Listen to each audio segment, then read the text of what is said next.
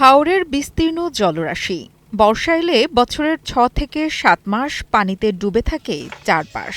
এ সময় হাওর অঞ্চলের মানুষের চলাচল ও পণ্য পরিবহনের একমাত্র বাহন নৌকা। তবে এর বেশিরভাগ চালক অদক্ষ, যাদের নেই কোনো প্রশিক্ষণ, যার ফলে অতিরিক্ত যাত্রী বোঝাই ও ধারণ ক্ষমতার অধিক পণ্য পরিবহনের ফলে হাওর অঞ্চলে উদ্বেগজনক হারে বাড়ছে নৌ দুর্ঘটনা। ছোট নৌকা বোঝাই বেশি গেলে মনে করেন যে পানির সুর হলে আয়ের করে পড়লে নৌকা ডুবে যায়।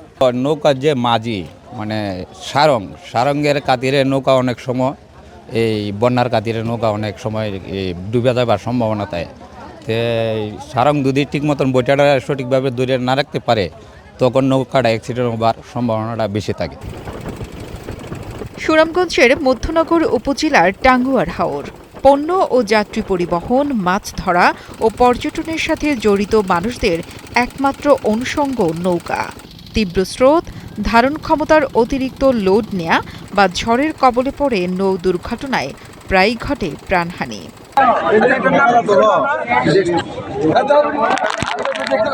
৫ বছর আগে মাছ ধরতে গিয়ে ঝড়ে নৌকা ডুবে মারা যান দরিদ্র জেলে সবুজ মিয়া।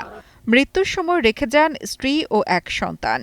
সবুজের অকাল মৃত্যুর পর পরিবারটি চরম দারিদ্রতার মধ্যে পড়ে যায়। আজও শত অভাব অনটনের মাঝেও সংসার আঁকড়ে ধরে আছেন সবুজের স্ত্রী। স্বামী হারানোর সেই দিনের কথা মনে হলে এখনও তার চোখে অশ্রু ঝরে। একই সঙ্গে অসুস্থ বাবাও সেদিনের কথা মনে করে কাঁদতে থাকেন। আমার স্বামী মাছ ধরে গেছিল, তারপরে ঝড় তুফানে পানিতে নৌকা ডুবে মারা গেছে। আর আমরা অভাবে চলতেছি, মানে খুব কষ্টে আছি। আমার এক ছেলে আছে, খুব কষ্টে আছে। আমার ছেলে হাওড়ে মাছ ধরার উদ্দেশ্যে গেছে, নৌকা ডুবে ছেলে মারা গেছে।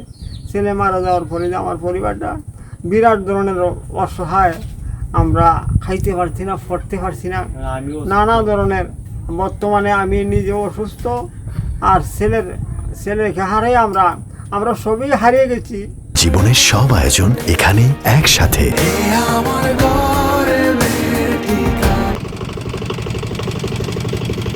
বেসরকারি হিসেবে গত ৫ বছরে হাওর অঞ্চলের নৌকাডুবিতে অন্তত ৫৫ জনের প্রাণহানি ঘটেছে। প্রচার প্রচারণা, সচেতনতা এবং সরকারি বেসরকারি উদ্যোগ সত্ত্বেও কমছে না দুর্ঘটনা। স্থানীয় সুশীল সমাজ বলছেন, বৈরী আবহাওয়া উপেক্ষা কিংবা ফিটনেসবিহীন নৌযান চলাচল করাই এসব দুর্ঘটনার মূল কারণ। যখন প্রাকৃতিক বিপর্যয় দেখা দেয় বা বৈরী আবহাওয়া থাকে, সেই সময়েও দেখা যায় বিভিন্ন যানবাহন নৌযানগুলো চলাচল করে থাকে।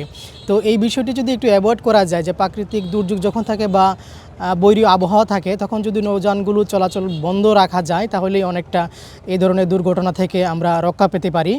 ম্যাক্সিমামে আসলে ফিটনেসবিহীন থাকে এবং ছোট ছোট নৌযানগুলোতে অনেক সময় অনেক বেশি যাত্রী পরিবহন করার কারণে এই দুর্ঘটনাগুলো ঘটে থাকে।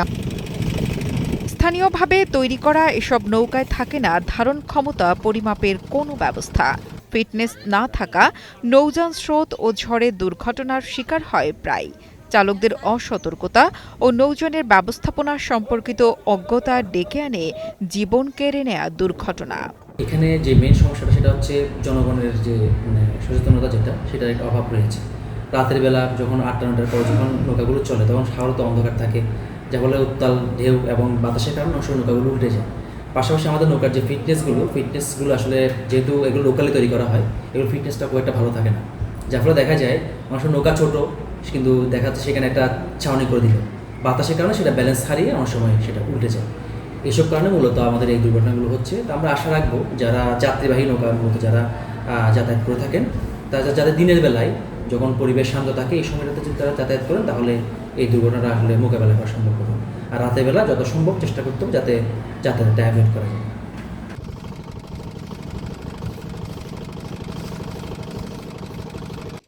যুগ যুগ ধরে নৌকায় ভরসা করেই হাওরের মানুষ বাঁচে, কিন্তু নিরাপত্তাহীনতার কারণে সেই নৌকাই হয়ে উঠেছে মৃত্যু ফাঁদ। জলবায়ু পরিবর্তনের ফলে প্রাকৃতিক স্বাভাবিক নিয়মে বিঘ্ন ঘটছে। জীবিকার টানে মরিয়া হয়ে অসচেতন ছুটে চলা নৌযাত্রা বাড়াচ্ছে মৃত্যুর মিছিল। আল আমিন সালমানের পাঠানো তথ্য ও ভিডিও চিত্রে ডেস্ক রিপোর্ট কালের কণ্ঠ।